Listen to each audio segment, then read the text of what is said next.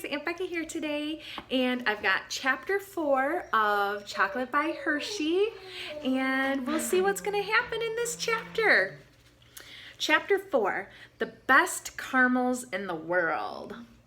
Lebby Lebetchker was as good as his word. He gave Milton the money he needed, and together they looked for a place to make candy right at home in Lancaster. They found it in a factory building that belonged to a man named Jake Gable, and Milton was in business again.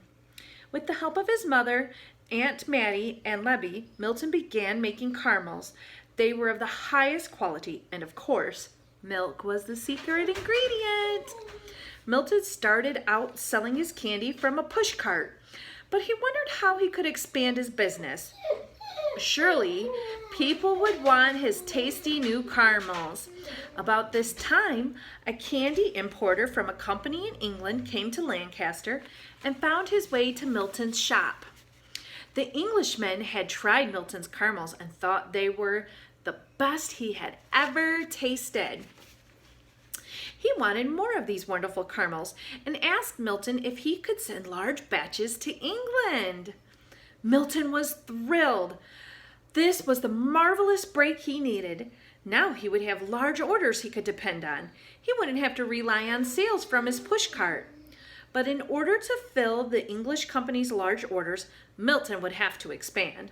He needed bigger kettles and more space and more employees. In other words, he needed money. Milton had tried almost all of the banks in Lancaster in an effort to get a loan, but without success. Just one bank was left. Milton pleaded with Mr. Brenneman, the cashier at the Lancaster National Bank. He told him about his earlier business ventures, explaining that this was his chance to make it big. Perhaps Brenneman was impressed by Milton's refusal to quit, or perhaps it was Milton's enthusiasm. Whatever it was, Mr. Brenneman was persuaded, and the bank lent Milton $700 for 90 days.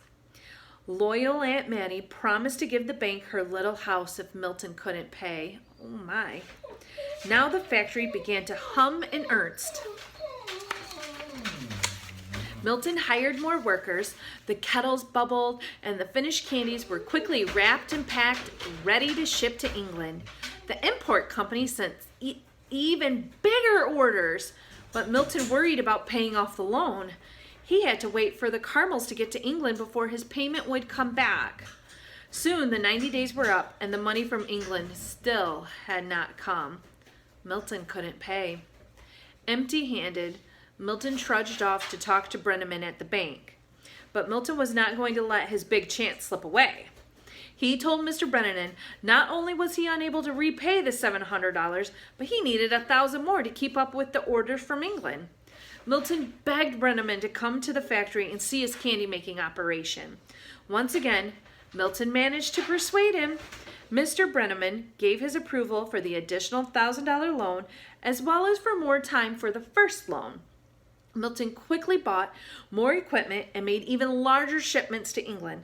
Milton was hard at work boiling caramels about 10 days before the loans came due.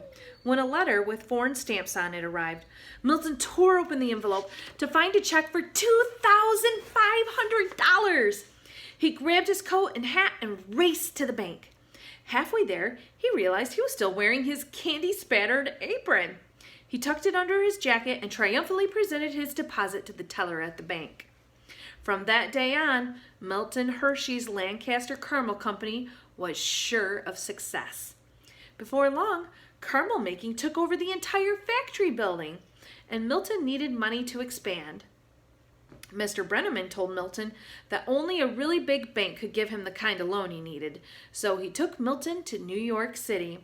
Milton wanted to ask for $100,000, but to his amazement, the New York banker offered him $250,000.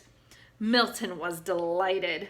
After only 4 years of business in Lancaster, Milton's caramels seemed to be a hit with everyone.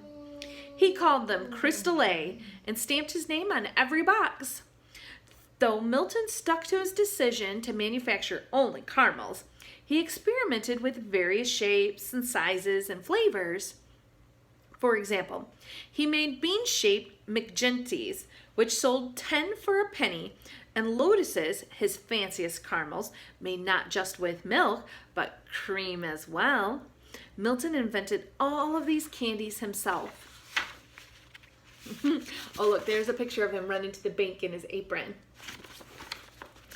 Milton Hershey always seemed to be in a hurry. Running a candy factory was no small job.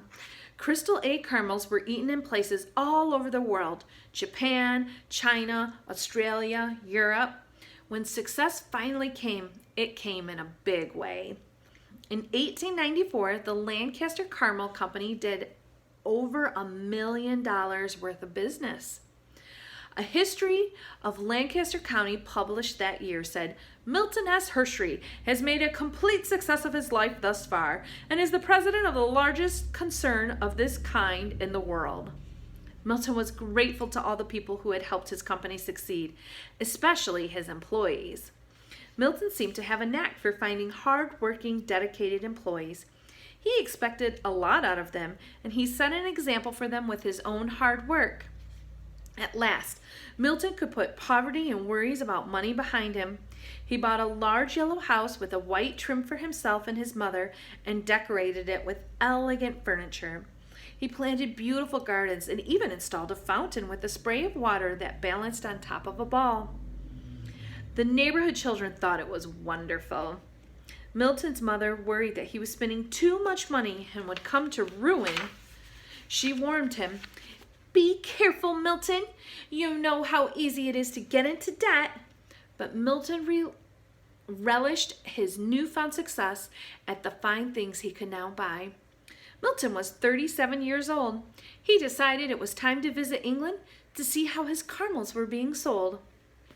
And that's the end of chapter 4, guys. I'll see you next time. Mwah!